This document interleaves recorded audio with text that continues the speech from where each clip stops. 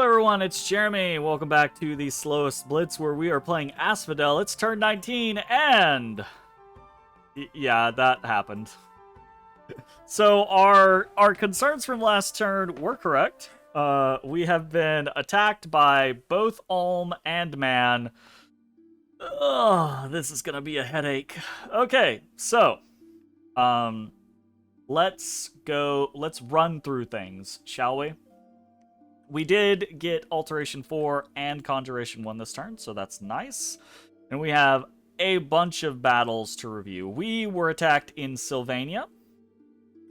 Alright, so this is kind of what we expect from Man. We expect between 5 and 10 Knights of Avalon, with basically every party, supported by some monks, because monks are going to be able to bless their knights. And also banish our mannequins, right? So nice little double-edged sword there. And we've got they've got plenty of good leadership and morale boost from their knight commanders, right? So we've got our PD here, which is going to promptly accomplish nothing. They're not going to be able to hurt these Knights of Avalon at all. And that's... Oh, we did get a monk, though. That's nice. This is going to basically be repeat, right? If we do not put something in the field to make a concerted effort to kill a Knight of Avalon, then they are not going to die. There is no, like, ooh, random chance of attrition. Not for the Knights of Avalon. Those things are fucking monsters. So... we have the Battle of Trotturn, which is where we thought maybe Ulm will attack us and maybe we will squish them. So let's see how this goes for us. We can see on the side of Ulm, we indeed have a small infantry line of pikeneers and Ulmish infantry, along with some crossbows. And we have 2 priest smiths. So this is pretty nice. We can see... Oh, there's also... it's like their prophet is here, right? We can see they're doing earth power. We've got a decently sized mass over here. Let's see what else they're doing. Earth power, soldiers of steel. Exactly what we expected. So, the beauty here is that... we have a significantly larger force, and it's going to obliterate them. All things considered, that was a bit of a stomp, right? So, lost 50 units, lost 49 units, but half of the units that we lost were mannequins. We lost 2 Centaur warriors. We lost nothing. We lost 2 units that we paid for, basically. So this is exactly what the chaff from Asphodel is intended to do, is just be there to kind of overwhelm and have at it, right? We'll note, though, our Carrion behemoths did 23 kills, which is the majority of the kills. This seems small, but you got to remember that this is turn 19. Ulm has 3 forts, 2.5 forts, right? Really. So this is their prophet dead. Not a huge deal for Ulm, but is annoying, especially going into war with an undead nation, right? 2 priest smiths lost. That's a lot of fucking gold. And then between the black plates, the crossbowmen, the infantries, and the pikeneers, right? Like, that's another 500 gold. So this is almost, or around about 1,000 gold lost, right? For 100? Very, very good trade for us. And indicative of what awaits Ulm if this continues, I would say, right, is the general concept. Now that's the good news. Let's keep going through the man attacks. Because, my god. Alright. So we do have man actually running into quite a few mannequins here. Because we just have not picked them up. This is an unfortunate loss. And again, doesn't matter. We could have 100 mannequins here. They would not kill these knights. And like I said, unless we have specific counters, a specific thing that's in the field that's saying, hey, this is supposed to kill a Knight of Avalon, we're not going to kill any of them with 500 mannequins in the field, right? So, Shade Forest. And this is unfortunate, because this is where we were just about to put up another fortification. I will say, this is one of the things, right? So, enough barbarians can actually do the damage to the Knights of Avalon, but it needs to be in the, like, 50s and 60s against, like, 5 to 10, if not more. So, that's not going to cut it. We get Iron Peaks. Again. All of the death. Now, I will say there is vulnerability here by these squads that are left or led by just monks, because we can drop stuff into the back and kill monks and then leave those Knights of Avalon abandoned. We attacked into good water. Alright, so let's take a look at these Marrows. So, not especially dangerous individuals for the most part, right? Very low protection, not, okay, defense skill, okay, health, right? This stone spear typically isn't that dangerous, but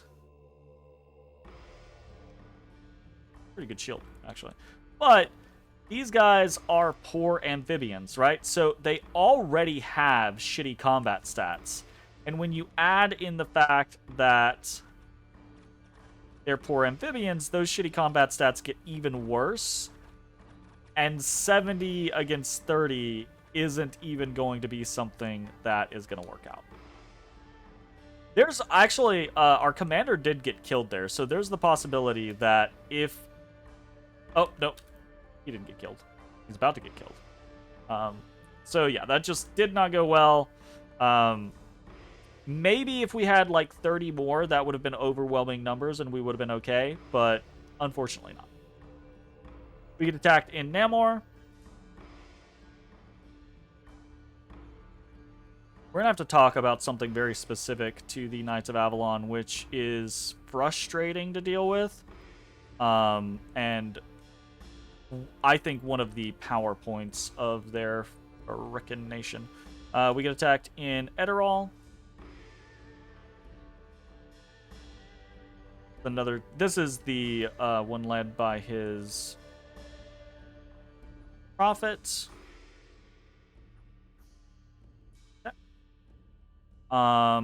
We get attacked in Bycliffe.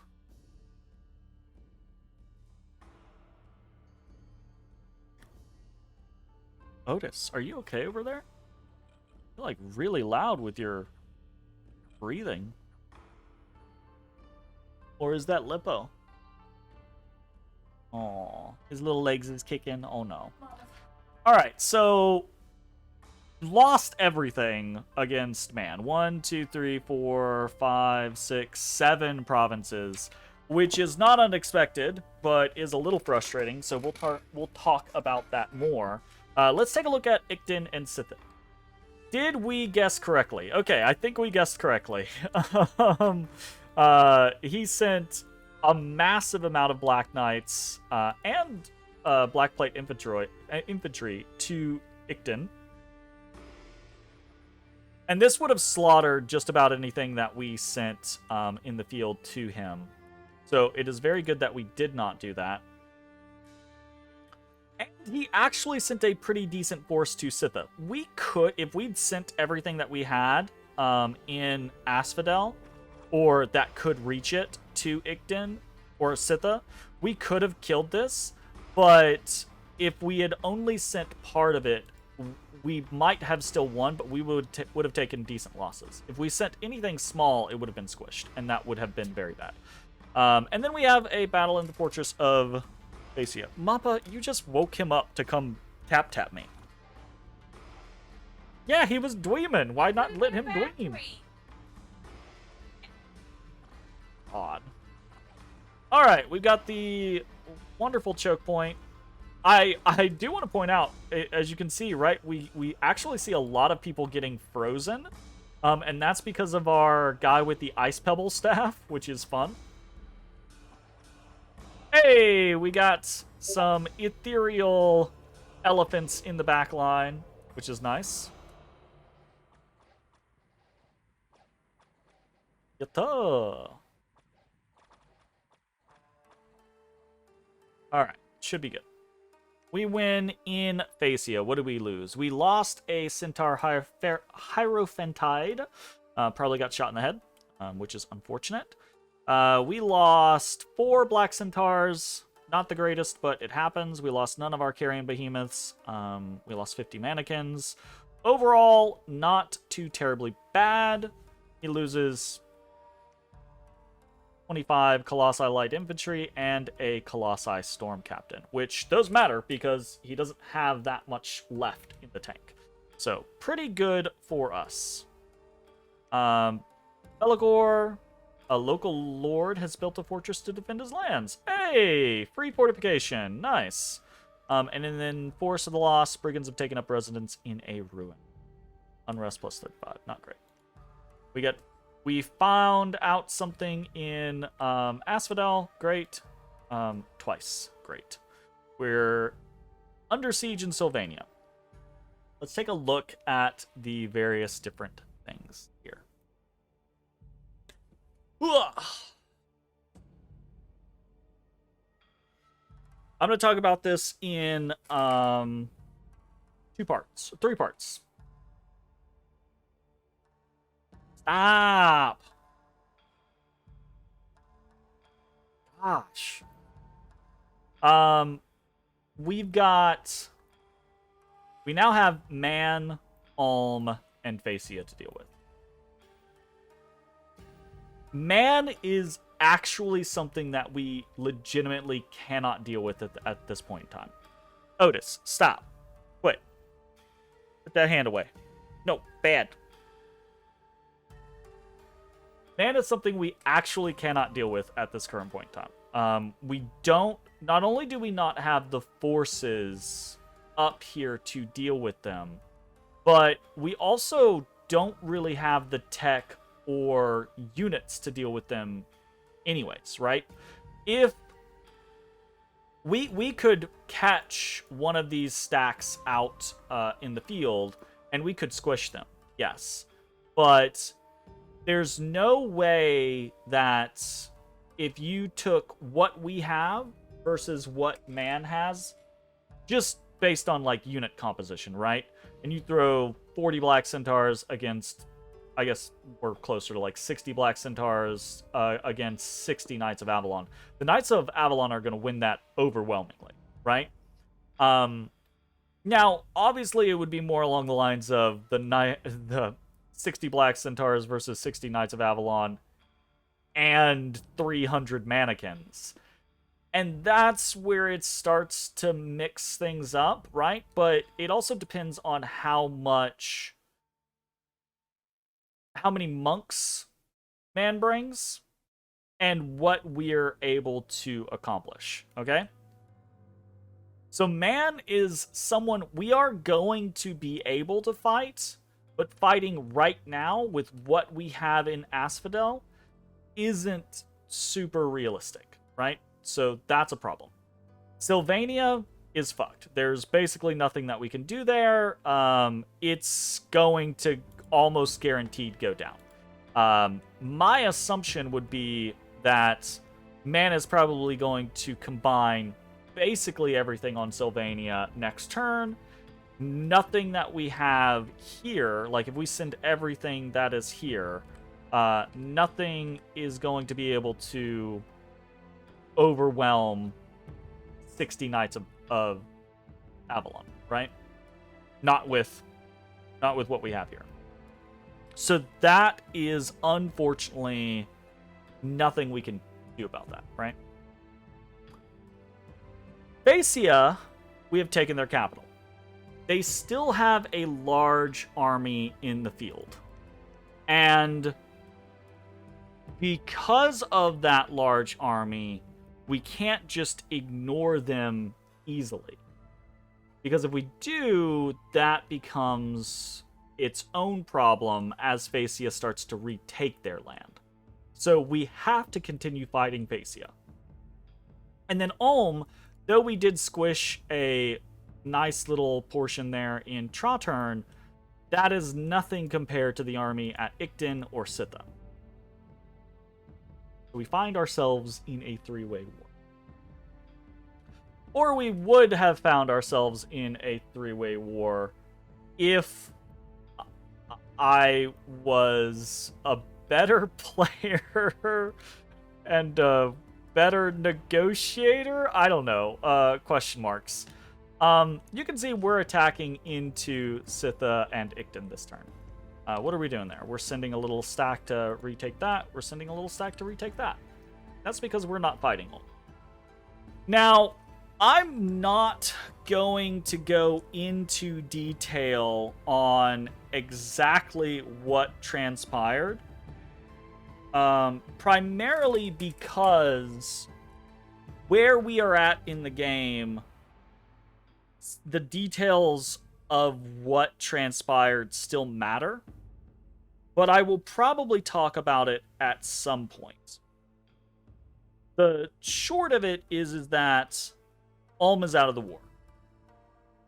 The long of it is that Ulm is out of the war because of a lot of very realistic and plausible reasons, right?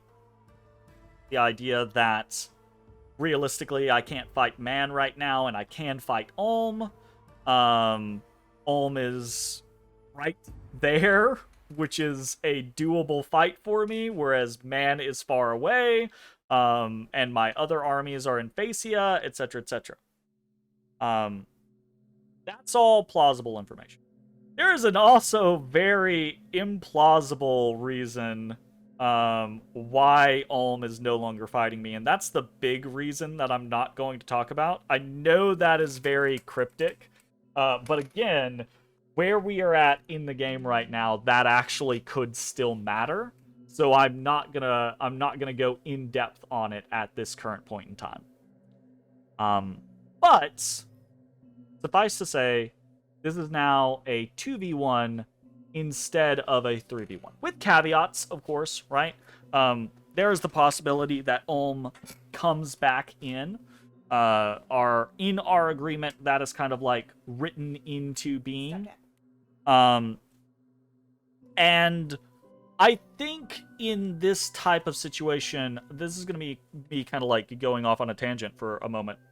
I think in this type of situation, that should exist and is deserved.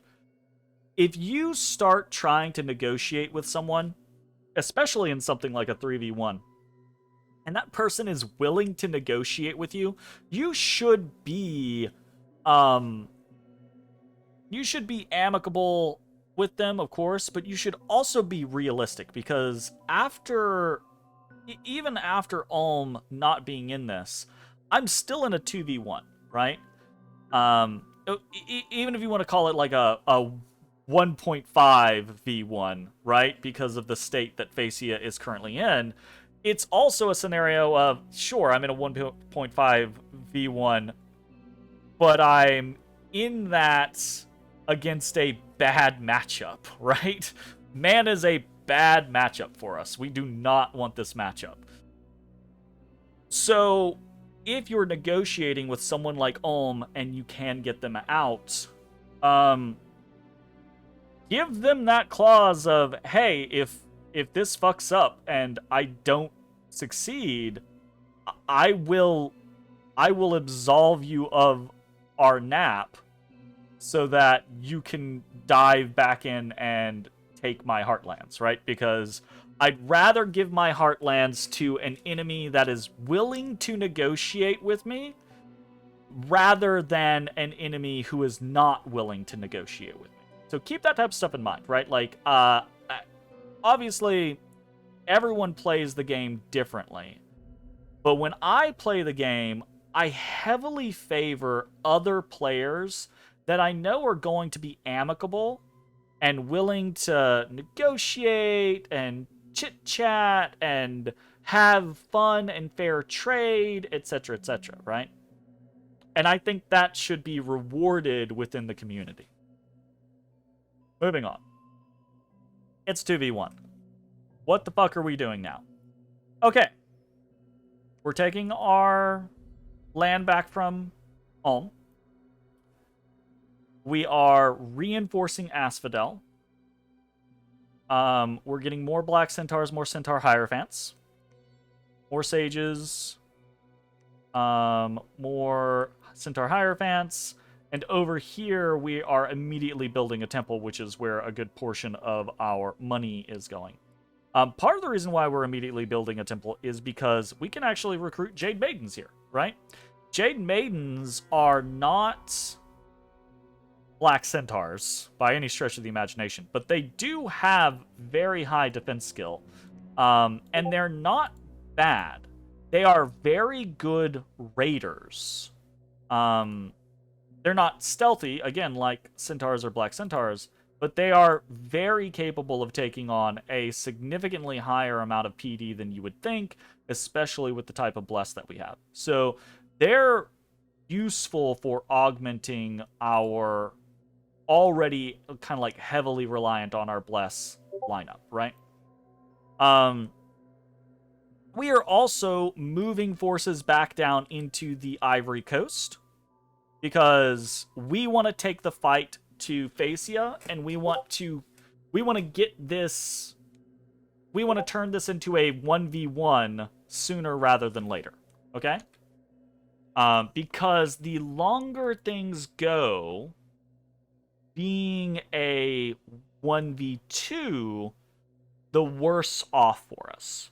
The longer we go having to split our focus, the longer we go having to worry about this person pulling out this, tech or etc., the worse this is going to be for us overall. So that is the generalized game plan, and it is actually I'll hold this red line for the very last thing we talk about on this turn, because it is the first major error from me in this game. Let's talk about some of the other stuff. Most of this stuff is just us consolidating, moving things around, etc., etc. I hate when you click something to close it, how it doesn't actually close in this day and age. It just minimizes. Uno momento.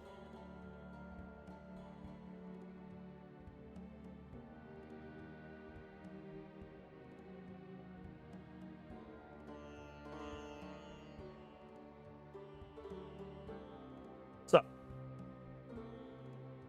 we have a small trap developing over here in Kepria. And by small trap, I mean a pretty decent-sized trap. This is the majority of our elite forces from Asphodel, right? If he attacks into Kepria, which there's a possibility, right? Like, why wouldn't he go ahead and raid Kepria, raid Frosted Peaks, consolidate on Sylvania, take that, and then this is his territory, this is Ulm's territory, right?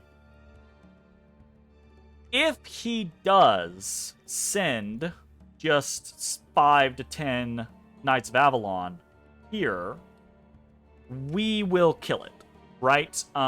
We'll take a lot of losses amongst our mannequins, and potentially even losses among our Minotaurs and Black Centaurs. But we will squish that, and it will be at a significantly higher exchange value than what he's getting, right? Because you gotta keep in mind the Knights of Avalon are 90 gold a pop, right? They are extremely expensive units. They are extremely high tier units, but they are extremely expensive units. Unfortunately, even if this doesn't go well, or even if nothing happens here in Kepria, we can still move from Kepria basically back into Asphodel or into other locations as we need to, right? So this is mostly a free move. I say mostly a free move. We are committing a lot of mages here, and potentially losing a fair amount of research speed.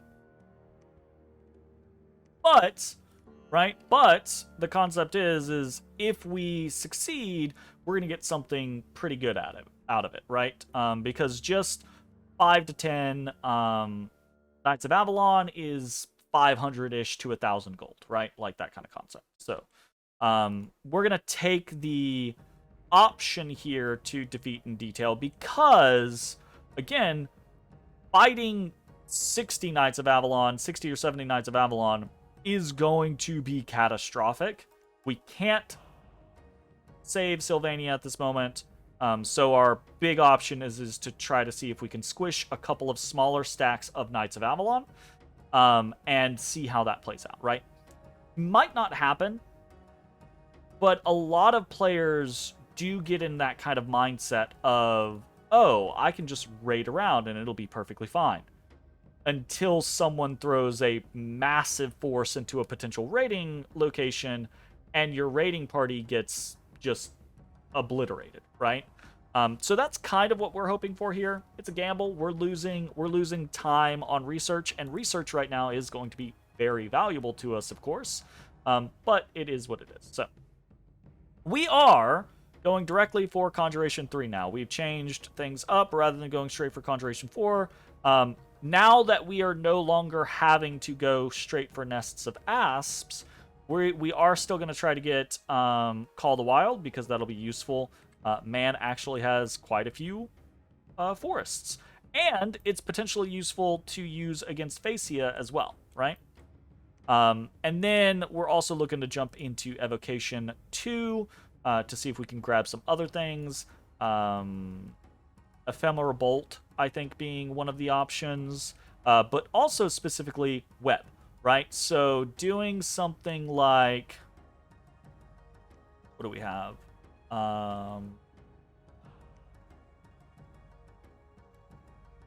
Yeah, Eagle Eyes, right? And Web can actually do a fair amount of damage. This is AoE 3, right? So this can hit 6 Knights of Avalon. It's Strength plus DNR versus 22. And if we take a look at the Knights of Avalon, we'll include their Bless. Take a look at the Knights of Avalon. They are sitting at 19, right? Unicorns at 20. So not likely to succeed, but it is a possibility, right? And things like Vine Arrow and stuff like that are all going to be potentially useful options as well, right? One of the major ways that you can deal with cavalry is by immobilizing the cavalry, right? So things like Web, things like Vine Arrow, things like Maws of the Earth, which aren't really an option for us right now, those types of things can be very helpful in trying to deal with cavalry. So we're just making a quick pit stop because we don't have a lot of options anyways for our casters outside of Group Barkskin. So that's kind of the generalized concept that we're going for there. And that's going to bring us to the last little thing that we're going to talk about. And this is going to be... I'm going to take a moment and I'm going to say, for all the armchair generals out there, this is the beauty of playing a game like Dominions, where versus playing a game, you know, like Total War or something like Civ or any of those types of games, where you're playing those turns kind of like in the moment, right? Play Total War, you're in a battle, you're actively making the decisions on that battlefield at that exact moment, right? Civ, you're playing those turns out, etc., right? Oftentimes, and this is not just me, but this is a lot of people, when you're playing a multiplayer game in Dominion 6, or Dominions period, you will be playing that turn over the course of a few days, right? As you get into the late game, it might even be over the course of a week. And so you will come to the game, and you'll do a couple of little things, and you'll come back to the game, and you'll do a couple of little things, and you'll come back to the game, and you'll do a couple of little things, and kind of plink away at your turn over time.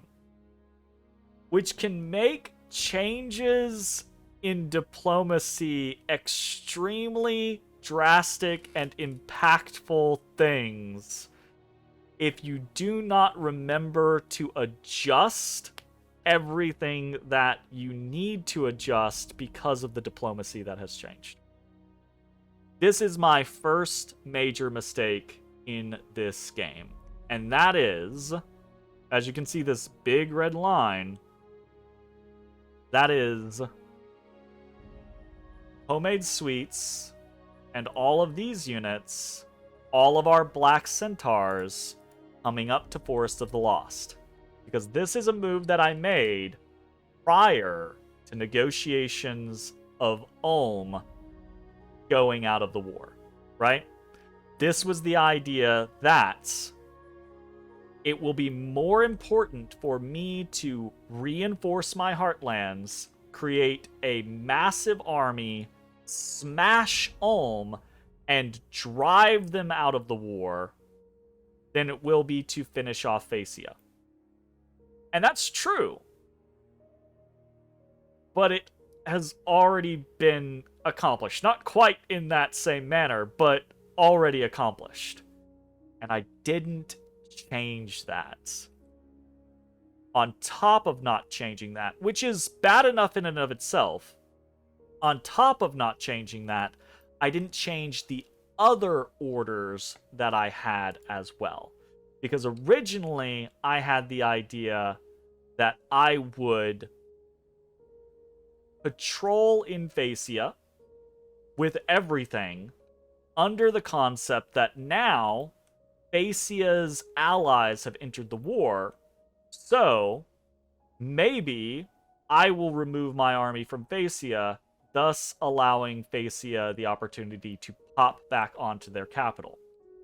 So my original plan was, I'm going to sit here and patrol with everything, and everything here, I think, would kill the Phaeacian army. Then, when I changed my mind, I moved a massive portion of my Black Centaurs away and left a smaller portion to hold Phaeacia, but I did not cancel the patrols. And that is a big mistake. Hey everybody, thanks for watching. If you enjoyed the video, consider leaving a like, commenting, or subscribing. It really helps me out. If you'd like to see me live, head over to my Twitch at twitch.tv/thedistanthorizon.